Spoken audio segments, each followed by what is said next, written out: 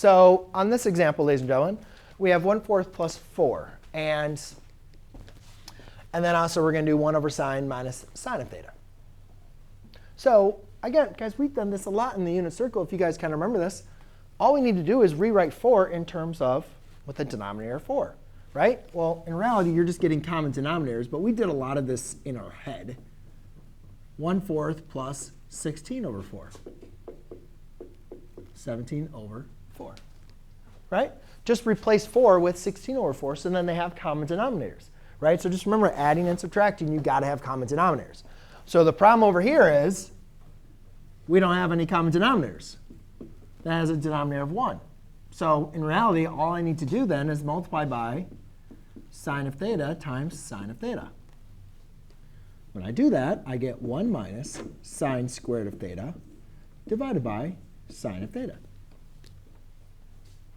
Now, is that the simplest that we could possibly have this?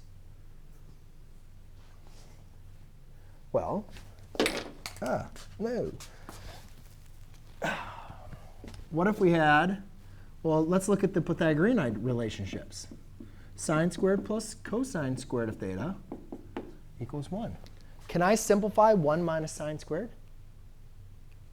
What happens when I subtract a sine squared, guys, on both sides? Cosine squared of theta equals 1 minus sine squared of theta. So what does 1 minus sine squared of theta equal or represent? Cosine squared. Cosine squared of theta over sine of theta. Now, is that pretty good? Yes. Could maybe, like, is there anything wrong? Like, I would say, if I ask you to apply the operations, then here's applying the operations. Technically, simplifying, you can still go a little bit further down. Now, this is pretty good. But a multiple choice problem might have some different variations. So let's look at some different things we could do.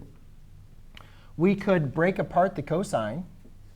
Cosine of theta times cosine of theta. And we could group those together. So therefore, we would have cosine of theta times cotangent of theta. Right? And somebody might say that's more simple or simplified than that. Right? Now, as far as on a free response question, I would give credit for both of those. I'd say those are both pretty much fine.